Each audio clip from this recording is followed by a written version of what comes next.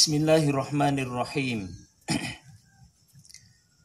Innal hamdalillah nahmaduhu wa nasta'inuhu wa nastaghfiruh wa na'udzu billahi min syururi anfusina wa sayyiati a'malina. Innahu may yahdihillahu fahuwal muhtadi wa may yudlilhu falan tajida min dunihi waliyyan mursyida.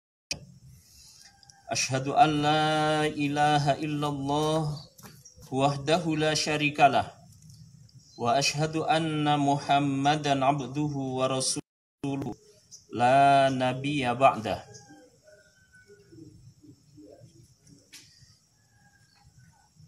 Anak-anakku sekalian,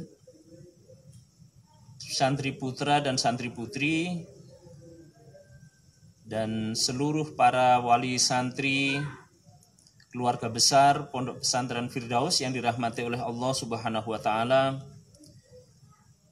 Pada kesempatan Ramadan yang luar biasa, keagungan dan keberkahannya yang Allah berikan yaitu kepada kita, maka kita sangat penting untuk menghadirkan betapa luar biasanya Allah menyapa kita semuanya selaku hamba-hambanya yang beriman. Haitsu qala azza wa jal, ya ayyuhalladzina amanu, wahai orang-orang yang beriman.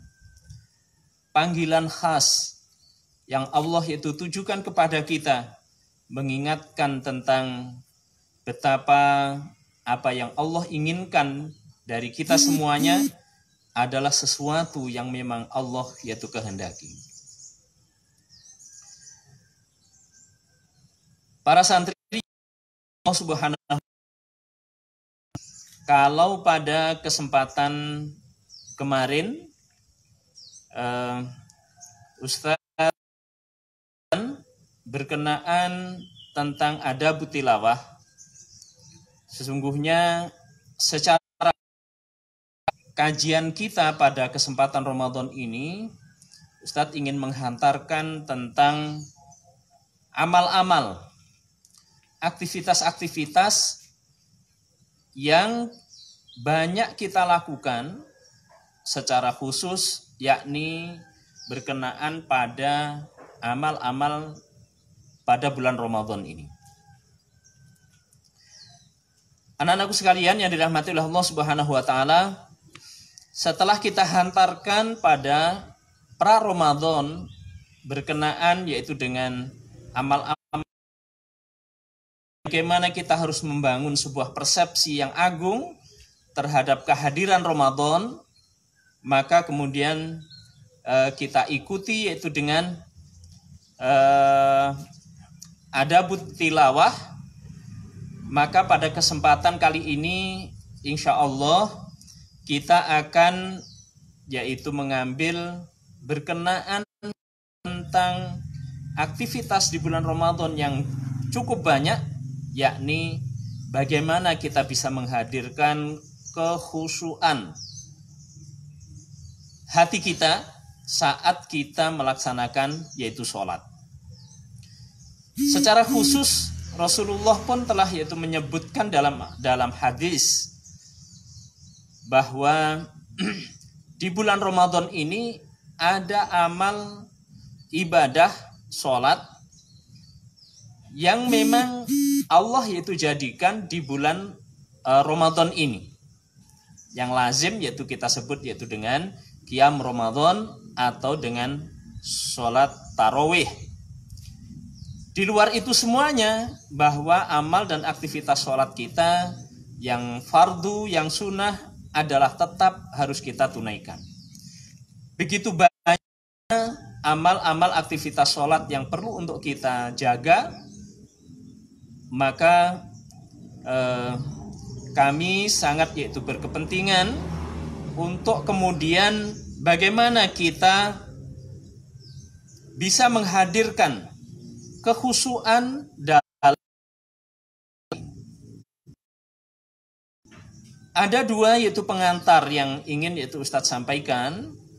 Yang pertama adalah ayat-ayat Al-Quran yang disampaikan oleh Allah Subhanahu wa Ta'ala berkenaan yaitu dengan sholat kita. Karena sesungguhnya sholat kita ini tidaklah cukup dengan gerakan-gerakan fisik yang kita lakukan. Kalau kita mengacu yaitu kepada firman-firman Allah dalam Al-Quran berkenaan dengan apa sesungguhnya tujuan sholat itu kita tegakkan. Yang pertama,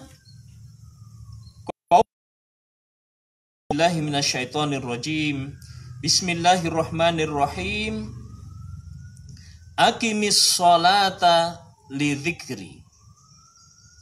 Dan tegakkanlah yaitu sholat itu, tunaikanlah yaitu sholat itu, tujuannya untuk apa? Lidzikri, untuk mengingatku. Anak-anakku sekalian, tentu tidak akan tercapai dari apa yang dikehendaki dari tegaknya sholat ini, yakni untuk mengingat Allah, sekiranya hati kita dalam melaksanakannya dalam kondisi banyak pikiran. Tidak terjadi sesuatu yang menjadikan hati kita ini fokus untuk mengingat, hadir di hadapan Allah Subhanahu wa Ta'ala. Atau seseorang yang lalai, yang pikirannya penuh cabang, maka saya yakin dia tidak akan bisa yaitu menghadirkan ingatan dan konsentrasinya kepada Allah Subhanahu wa Ta'ala. Anak-anak sekalian yang dirahmati oleh Allah Subhanahu wa Ta'ala, ada yang di awal-awal, yakni kalian yaitu akan dibenarkan dalam pelaksanaan yaitu sholat ini jika kalian yaitu faham, kalian yaitu memahami apa-apa yang kalian ucapkan. Ya. Asbabul nuzul dari ayat ini itu bahwa sahabat yang sholat isya, di mana ketika itu dia sehabis itu minum khamr, maka dia sholatnya berputar-putar ketika membaca surah Al-Kafirun. Qul ya ayyuhal kafirun la a'budu ma ta'budun wala antum a'biduna ma a'bud. Terus muter lagi dan sampai kemudian dapatkan jalan bagaimana menyelesaikan bacaan surah Al-Kafirun. Maka kemudian Allah itu menurunkan ayat ini, yaitu bahwa khamr di awal Islam memang belum diharamkan secara total. Ya, akan tetapi pengharaman khamr sebagaimana yang kita ketahui, sesungguhnya khamr ini diharamkan yaitu secara bertahap, ya, yaitu secara bertahap. Anak-anakku sekalian yang dirahmati oleh Allah Subhanahu wa Ta'ala, tujuan yaitu sholat ini kita tegakkan agar makna bacaan yang kita baca ini bisa yaitu kita faham. Nah, anak-anakku sekalian yang dirahmati oleh Allah Subhanahu wa Ta'ala, di samping itu yaitu satu ayat yang bisa kita hadirkan yaitu pada kesempatan majelis ini, yakni firman Allah, wala takun minal ghafilin. Dan jangan kalian itu tergolong sebagai orang-orang yang lalai. Kita bacakan tadi, maka saya kira fokus yaitu dari makna, ya fokus yaitu dari maknanya bahwa hendaknya ketika kita itu sholat, maka kandungan apa yang perlu untuk kita hadirkan, bagaimana suasana hati kita, maka ini harus yaitu memiliki fokus. Kita merasakan yaitu bahwa memang sholat ini kita tegakkan, kita laksanakan dengan yaitu sepenuh hati dan pikiran kita. Anak-anakku sekalian yang dirahmati oleh Allah Subhanahu wa taala, pada bagian pertama ini Ustadz yaitu tutup dengan sebuah hadis sahih yang diriwayatkan oleh Al-Imam Imam Nasai, qala alaihi salatu wassalam, kam min qaimin hadduhu min salatihi at-ta'abu wa. Kata Rasulullah dalam hadis ini, sungguh yaitu banyak orang yang melakukan yaitu sholat, akan tetapi dia tidak mendapati balasan dari Allah Subhanahu wa taala, atau yaitu tidak ada catatan kebajikan yaitu setelah ia melaksanakan sholatnya, kecuali at-ta'abu wan nasab, yakni penat dan capek. Naudzubillah min dzalik, tentu ini bukan sesuatu yang kita harap, karena tentu harapan siapapun yang menunaikan sholat, bagaimana agar kita mendapatkan balasan sebesar-besar balasan Allah Ta'ala. Anak-anakku sekalian yang dirahmati oleh Allah Subhanahu wa taala, yang kedua, kami ingin menghantarkan tema kita pada kesempatan yaitu sore ini berkenaan bagaimana agar kita bisa mewujudkan rasa khusyuk saat kita menunaikan yaitu sholat. Kalau tadi dari Rasulullah SAW, maka pada kali ini yaitu turoth, ungkapan-ungkapan para salafun sholih, para ulama-ulama kita telah memiliki yaitu kesimpulan berkenaan yaitu dengan sholat itu memang harus bisa menghadirkan hati, bisa menghadirkan yaitu kekhusyuan, karena jika tidak maka ini akan sebagaimana yang tertera dalam hadis Rasulullah tadi. Dan jangan sampai yaitu bahwa kita yang sudah memiliki komitmen untuk bisa menunaikan sholat, ternyata sholat kita ini terlepas dari apa yang kita oleh Allah Subhanahu wa taala. Anak-anakku sekalian yang dirahmati oleh Allah Subhanahu wa taala, tentang pentingnya khusyuk dalam sholat, kita bisa lihat ungkapan Al-Imam Ats-Tsauri, salah satu yaitu ulama yang muktabar qaulnya dalam dan terdokumentasikan yaitu dalam Ummahatul Kutub, dalam kitab-kitab induk pelajaran yaitu fikih. Al-Imam Ats-Tsauri mengatakan, "Malam yakhsha fasadat sholatuhu." Kata Imam Ats-Tsauri, siapa yang tidak bisa menghadirkan khusyuk dalam sholatnya, maka rusaklah sholatnya. Ya. Ini kesimpulan-kesimpulan besar yang saya yakin bahwa Al-Imam Ats-Tsauri mengungkap yaitu tentang masalah ini, atau dia memiliki kesimpulan seperti ini, tentu landasan dan dalilnya sangat kokoh. Ya. Yang kedua, kita dapatkan yaitu dari ungkapan yaitu Al-Imam Hasan Al-Basri.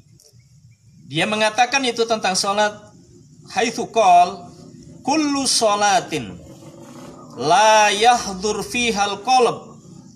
Ya, setiap sholat yang tidak bisa dihadirkan di situ hatinya, fahiya ilal uqubati asra. Yaitu jika kita ini dalam sholat kemudian hati kita tidak bisa hadir, kata Imam Hasan Al-Basri, sungguh perilakunya tadi kepada azab itu lebih dekat. Ya. Bagaimana orang melaksanakan sholat tetapi kepada azab lebih dekat? Maknanya apa? Saya kira tidak jauh-jauh sebagaimana apa yang disampaikan oleh Imam Ats-Tsauri di awal, yakni berarti sholatnya ini di hadapan Allah tidak memiliki yaitu satu nilai. Ya. Na'udzubillah min dzalik, tsumma na'udzubillah min dzalik. Ini adalah ungkapan sahabat Rasulullah Shallallahu Alaihi Wasallam, wa huwa aminuhu Shallallahu Alaihi Wasallam, yaitu sahabat Rasul yang sekaligus yaitu menjadi kunci kepercayaan baginda Nabi kita Muhammad, yakni Mu'adz ibn Jabal radhiyallahu an.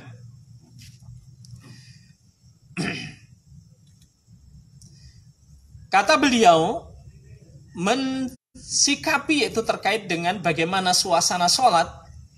Kata Mu'adz bin Jabal, man arafa man ala yaminihi wa shimalihi muta'ammidan wa huwa fi shalah fala sholata lahu. Ya. Siapa yang ketika dia melaksanakan sholat bisa yaitu mengetahui yaitu dia sudah sholat, dalam kondisi sholat, kemudian yaitu dia itu kemudian yaitu dia menghayal atau lewat penglihatannya kemudian dia ingin memastikan diikuti yaitu oleh yaitu aktivitas kerja akalnya, yaitu siapa yang dalam sholat kemudian dia mengetahui secara sengaja siapa yang di kanannya. Ya, kalau tadinya dia nggak tahu, ya, kemudian dia mengetahui yaitu dengan sengaja dalam sholatnya, kata Mu'adz, dia tidak ada, seolah-olah dia tidak melakukan sholat. Allahu Akbar.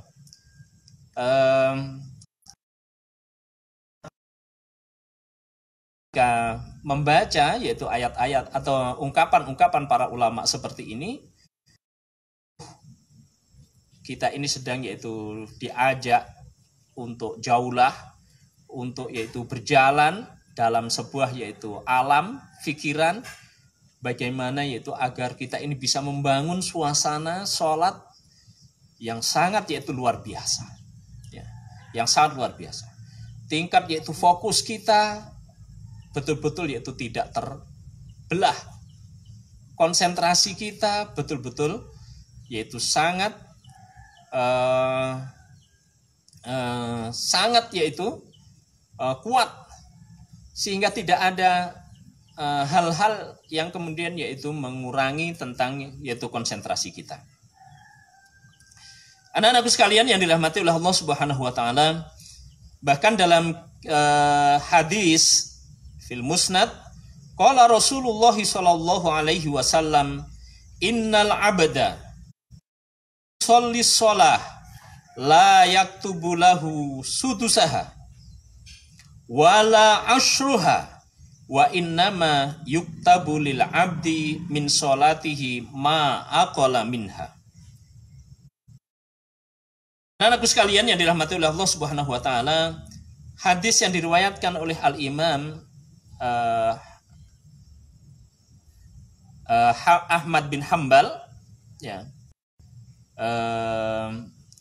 Hadis ini kata Rasulullah, sesungguhnya sholat yaitu seorang hamba ketika dia menunaikannya, tidaklah itu baginya 1/6 atau 1/10 dari sholatnya, akan tetapi bahwa dia memiliki hak, artinya yaitu pahalanya itu sangat ditentukan oleh seberapa dia mampu yaitu konsentrasi, memfokuskan yaitu akalnya saat yaitu dia menunaikan sholatnya tadi. Allahu Akbar. Kalaulah yaitu demikian, yaitu kita ini bisa yaitu mengukur bahwa seberapa banyak sebetulnya yang bisa mampu kita pahami dari bacaan-bacaan sholat, maka ini juga merupakan isyarat akan bagaimana kita bisa menghadirkan tingkat kekhusyuan kita dalam yaitu sholat kita. Ustadz ulangi, yaitu penutup hadis ini di mana Rasulullah SAW wa innama yuktabu lil abdi min sholatihi ma aqala minha. Akan dicatat berapa sih nilai sholat kita di hadapan Allah, itu ditentukan oleh kadar seberapa besar yang bisa yaitu kita hadirkan dari kefahaman kita dalam sholat kita. Ma aqala minha. Bahkan anak-anakku sekalian, di antara para ulama, Abdul Wahid Ibn Zaid mengungkap yaitu bahwa azma'atil ummah atau ajma'atil ulama ala annahu laisa lil abdi min sholatihi illa ma'aqala minha. Dikatakan para ulama sepakat terkait itu terhadap konten hadis tadi. Allahu Akbar. Dari sinilah anak-anakku sekalian, ketika kita mencoba yaitu berinteraksi, membaca turos kitab-kitab para ulama kita yang seperti ini, tampak kemudian yaitu kita ini memang sangat perlu untuk kemudian bagaimana kita meningkatkan kualitas dari sholat kita. Seberapa yaitu kita mampu untuk bisa menghadirkan kekhusyuan, dan dari mana sebetulnya itu khusyuk itu nanti akan kita dapatkan jika sungguh juhud perjuangan para ulama hantarkan umat ini yaitu kaum muslimin untuk bisa memiliki kualitas sholat yang luar biasa, maka sungguh ini yaitu telah jadikan bimbingan-bimbingan dalam kutub mereka. Anak-anakku sekalian, dua itulah yaitu sebagai pengantar betapa pentingnya kita harus bisa menghadirkan yaitu kekhusyuan dalam kita menunaikan yaitu sholat. Anak-anakku sekalian yang dirahmati oleh Allah Subhanahu wa taala, selanjutnya yaitu Ustadz ingin sampaikan yaitu pada kesempatan ini terkait yaitu apa sih sebetulnya jalan-jalan yang bisa kita tempuh? Hal-hal apa yang dengannya kita itu bisa menghadirkan khusyuk? Ya.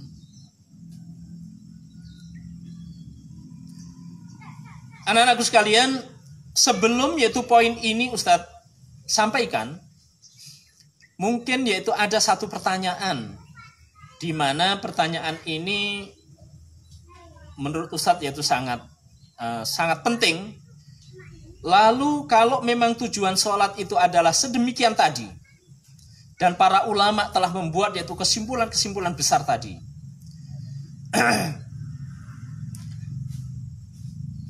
kenapa khusyuk tidak dijadikan sebagai sebuah syarat atau rukun sholat yang dituliskan oleh para ulama fikih dalam kitab-kitab mazhab? Ya.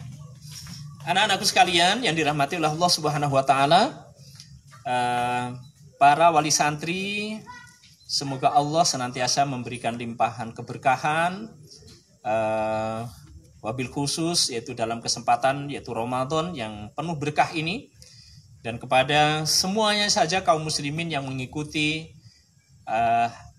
ceramah jelang maghrib yang dilaksanakan oleh Pondok Pesantren Firdaus Negara Jembrana Bali, bahwa kenapa khusyuk tidak menjadi atau tidak dituliskan oleh para ulama sebagai syarat atau rukun, mungkin lebih pasnya karena khusyuk ini dalam pelaksanaan, yaitu kenapa tidak menjadi salah satu rukun dalam sholat, atau sebaliknya yaitu kenapa jika tidak khusyuk tidak dikatakan bahwa sholatnya itu batal, artinya sudah dianggap syah. Ma'asyiral muslimin yang dirahmati oleh Allah Subhanahu wa taala, karena khusyuk ini memang merupakan kerja hati, dan untuk menghadirkannya adalah sesuatu yang memang yaitu sulit, maka sesuatu yang tidak yaitu mungkin dibebankan kepada semua orang, maka sesungguhnya kemudian yaitu para ulama mencantumkan yaitu bahwa khusyuk itu memang bukan bagian dari rukun. Artinya siapa yang menunaikan sholat, betapapun yaitu kekhusyuan itu tidak bisa hadir, maka sesungguhnya dia telah bari'a minad dhimmah. Dia sudah dianggap telah menunaikan kewajiban. Ya. Nah, tahapan-tahapan berikutnya adalah disinilah nanti akan ditentukan oleh masing-masing pribadi kita. Bahwa para ulama menuliskan yaitu dalam kitab mereka, setidak-tidaknya bahwa kita itu disuruh mengupayakan seminimal-minimalnya khusyuk itu hadir saat kita ini takbiratul ihram. Karenanya saat yaitu kita menunaikan takbiratul ihram, betul-betul awalilah sebelum yaitu sholat kita mulai dengan membaca ta'awudz. Sebagian para ulama yaitu memulai yaitu sholat itu di muqaddimah yaitu dengan membaca al-mu'awwidzatain, yakni membaca surah An-Nas, surah Al-Falaq, ya, atau yaitu ungkapan a'udzubillahi minasyaitonirrajim. Tentu ini semuanya adalah dalam rangka untuk memutus terpecahnya yaitu tingkat konsentrasi kita, dan agar yaitu hati kita ini fokus saat kita menunaikan yaitu sholat. Anak-anakku sekalian, lalu tentu yaitu tingkatan berikutnya, bagaimana kita bisa menghadirkan khusyuk dalam aktivitas-aktivitas yang sifatnya rukun.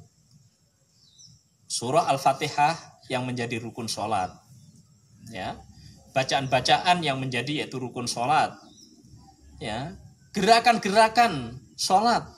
Bagaimana kita ini agar bisa menjiwai, meresapi gerakan fisik kita itu tidak sebagaimana gerakan boneka, ya, atau mainan, ya, yang kalau yaitu kita gerakkan mengikuti irama sujud atau mengikuti yaitu irama rukuk, tetapi tentu namanya boneka, ya, itu adalah tidak punya hati dan tidak punya akal, maka tidak bisa juga yaitu dikatakan bahwa gerakannya boneka itu adalah sujud.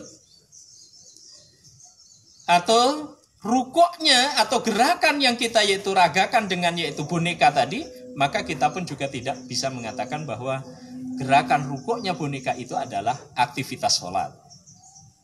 Saya kira yaitu dengan penjelasan yang seperti ini akan mudah-mudahan yaitu lebih mendekatkan, dan mudah-mudahan yaitu kita bisa semakin bisa untuk yaitu memahami kenapa tema-tema ini diangkat yaitu oleh para ulama, dan kemudian kita juga yaitu sangat berkepentingan untuk mengkaji dan membahasnya, karena sungguh bahwa sholat adalah jalan utama dan jalan pertama kita untuk sampai yaitu kepada kampung akhirat.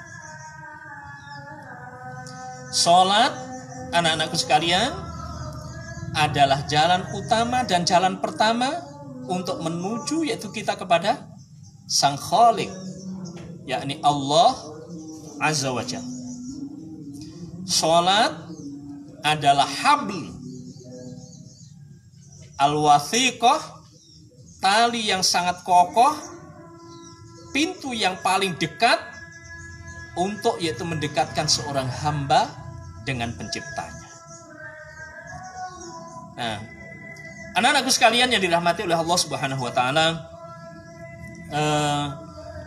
kita sangat yaitu berkepentingan untuk sekali lagi memahami apa saja sebetulnya pintu, jalan, atau cara, atau apa yang sebetulnya sangat efektif kita untuk bisa menghadirkan khusyuk dalam sholat kita. Dengan tema ini saya secara pribadi la uzakki nafsi ala hadzal maudhu', ya, saya tidak yaitu mentazkiyah yaitu pribadi saya berkenaan yaitu dengan tema yang kami angkat ini, akan tetapi sesungguhnya ini adalah bagian dari cara kita untuk saling yaitu tawasau bil haqq wa tawasau bis sabr. Cara ini adalah cara yang memang diperintahkan oleh Allah Subhanahu wa taala, bahwa setiap kita ini untuk saling yaitu mengingatkan, fadzakir fa inna dzikra tanfa'ul mu'minin, dan apalagi sebagaimana diungkap oleh Al-Imam Al-Ghazali ketika menghadirkan ayat-ayat yang kami bacakan di atas, ya, wa aqimis sholata lidzikri, kata-katanya adalah menggunakan kata perintah, dan kata perintah seluruh ulama fikih, kaidah dalam usul fikih sepakat bahwa kata perintah itu kandungannya adalah wajib. Ya, aqimis sholata lidzikri. Sekali lagi, mudah-mudahan semua kita yaitu bisa menghadirkan yaitu hati dan pikiran kita berkenaan yaitu dengan tema yang kita kaji yaitu pada kesempatan sore yang penuh berkah ini. Dan tentu kami berharap mudah-mudahan Allah Subhanahu wa taala memberikan yaitu kepada kita limpahan rahmatnya, limpahan lutfnya, yaitu kelembutan dan kasih sayangnya yaitu kepada kita, limpahan taufiknya. Mudah-mudahan hal-hal yang ini adalah bagian yang sangat luar biasa di hadapan Allah, karena khusyuk ini adalah bagian yang khas yang Allah itu berikan kepada hati hambanya yang beriman. Anak-anakku sekalian, jika nanti yaitu waktu kita tidak mencukupi, setidak-tidaknya pada kesempatan sore ini saya akan hantarkan ada 6 jalan untuk menuju khusyuk, atau ada 6 kiat, ada 6 cara yang dengannya kita ini bisa menghadirkan kekhusyuan dalam kita menunaikan yaitu sholat. Anak-anakku sekalian yang dirahmati oleh Allah Subhanahu wa taala, apa 6 itu?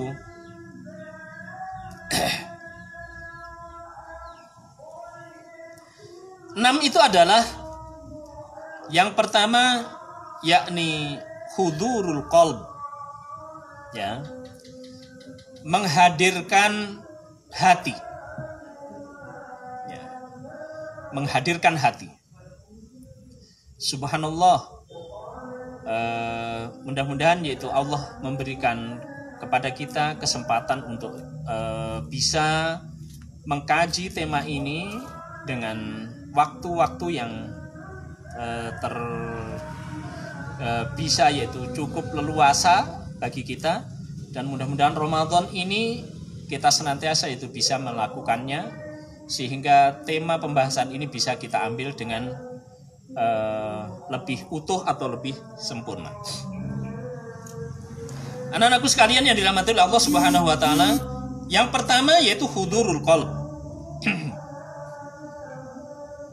Yang kedua adalah at-tafahum. Tafahum, faham, yakni faham terhadap apa saja yang kita baca, ya, terhadap apa saja yang kita baca. Karena pada hakikatnya sholat sebagaimana yang kita fahami, gelondongan atau utuhnya, globalnya dari aktivitas ini secara harfi maknanya adalah as-sholah bimakna ad-du'a. Sholat itu secara etimologi maknanya adalah doa. Iya, karena rangkaian aktivitas sholat itu pada hakikatnya adalah aktivitas seorang hamba sedang bermunajat kepada Allah Subhanahu wa ta'ala. Harokatan walafdho, baik yaitu gerakan kita ataupun yaitu bacaan-bacaan yang kita baca. Anak-anakku sekalian yang dirahmati oleh Allah Subhanahu wa ta'ala, yang ketiga adalah at-ta'zim. Yang ketiga adalah at-ta'zim, yakni menghadirkan yaitu rasa ta'zim, mengagungkan Allah Subhanahu wa ta'ala dalam hati kita. Ya. Kemudian yang keempat yakni al-haibah. Ya, al-haibah. Sekali lagi, anak-anakku sekalian, ini Ustadz baru yaitu menunjukkan ada berapa, ya, ada berapa. Nanti akan kita coba yaitu untuk menjelaskan satu persatu dari yaitu 6 ini. Yang keempat tadi apa? Al-haibah, yakni menghadirkan adanya rasa wibawa. Ya, wibawa. Menghadirkan yaitu rasa wibawa. Wibawa Allah terhadap yaitu diri kita. Ada suasana yang harus yaitu kita bangun yaitu dalam diri kita. Dan bagaimana yaitu suasana itu bisa hadir dalam saat kita melaksanakan yaitu sholat tadi. Allahu Akbar. Yang kelima, anak-anakku sekalian, adalah ar-roja. Ya, ar-roja. Yakni ada rasa harap. Ar-roja, yakni ada rasa harap.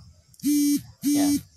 Bagaimana kita bisa menghadirkan rasa harap dalam yaitu kita sholat, yakni adakah sholat kita ini Allah terima?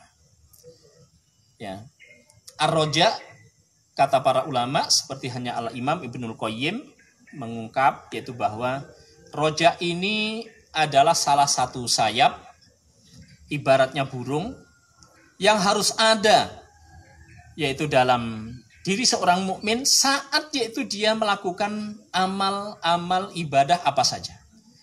Yakni ar-roja wal khauf. Kalau roja itu adalah sayap kanannya, maka sayap kirinya harus ada rasa khauf.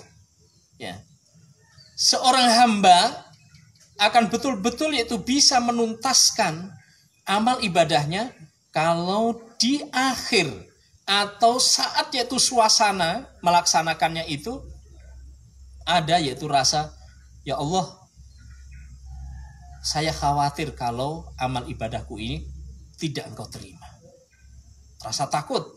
Sementara pada saat yang bersamaan hatinya yaitu kuat sebagai pancaran keimanan atas keyakinannya bahwa saya yakin amal saya ini diterima oleh Allah Subhanahu wa ta'ala. Dua ini harus yaitu beriring sebagaimana mengepaknya yaitu dua sayap burung ketika yaitu dia ingin terbang. Kalau sekiranya hanya salah satu saja umpama yakin diterima, maka dan rasa takut ini tidak ada, khawatir ini nanti akan terjadi hurur atau riya atau takabur. Tetapi kalau terlalu pesimis, maka dikhawatirkan ini nanti akan menimbulkan yaitu al-ya'as atau at-tai'as, yakni rasa putus asa atau pesimis. Sementara pesimis ini tidak diperkenankan dalam agama kita. Nah, anak-anakku sekalian, kemudian yang terakhir dari yaitu 6 jalan yang nanti akan kita coba yaitu jelaskan ini, yakni al-haya, ya, al-haya. yakni sifat malu, rasa malu, ya, yang perlu untuk kita hadirkan yaitu dalam diri kita saat yaitu kita melaksanakan yaitu sholat. Sepintas mungkin yaitu Ustadz hantarkan malu yang seperti apa sebetulnya yang dimaksud dalam kita yaitu melaksanakan sholat ini. Ya, anak-anakku sekalian yang dirahmati oleh Allah Subhanahu wa taala, sesungguhnya sebagaimana tadi Ustadz sampaikan, khusyuk itu adalah atau akan bisa kita capai kalau kita ini bisa faham, menghadirkan hati, bisa yaitu memutus cabang-cabang yang dengannya hati kita itu kemudian yaitu kesana kemari, atau sebutan yaitu para ulama yaitu bahwa bagaimana agar lintasan-lintasan hati itu bisa yaitu kita kurangi, ya. Nah, malu yang dimaksudkan adalah bagaimana kita bisa yaitu merasa khusyuk kalau kontrol diri kita terhadap kerja hati itu tidak ada. Misal kita sudah ikhram dengan khusyuk, Allahu Akbar, hadir yaitu dalam persepsi kita bahwa kita ini memang sedang menghadap Allah Jalla Jalaluh, Allah Zat yang Maha Agung. Tapi pada saat yang bersamaan mungkin hati kita ini masyghul, sibuk yaitu dengan urusan dunia. Padahal kita tadi waktu sholat adalah jalan utama kita kepada kampung akhirat, di mana dunia ini tidak ada apa-apanya. Lalu bagaimana hati kita ini bisa sibuk yaitu dengan dunia, sementara saat kita yaitu sedang melaksanakan sebuah aktivitas, menempuh jalan bahwa ini adalah jalan utama kita menuju yaitu ridho Allah. Artinya anak-anakku sekalian, disinilah yaitu kita baru yaitu menemukan kalau hati kita itu sibuk, alangkah malunya kita di hadapan Allah Subhanahu wa taala.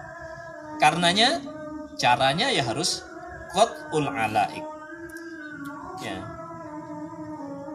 Kita itu harus punya itu kesiapan, kesigapan mengontrol kerja hati kita. Ya. Mengontrol kerja hati kita.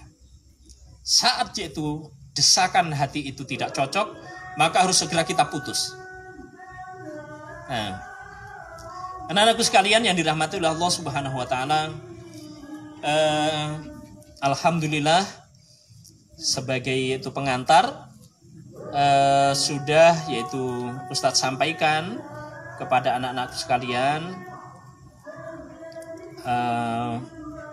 bagaimana yaitu kenapa khusyuk ini perlu untuk kita bahas, sekaligus yaitu sebagai mukadimah jalan-jalan yaitu untuk menuju khusyuk itu apa saja, dan insya Allah pada kesempatan besok Allah yaitu berikan limpahan taufik sehingga kita bisa yaitu melanjutkan kegiatan kajian kita jelang maghrib di bulan yaitu Ramadan ini.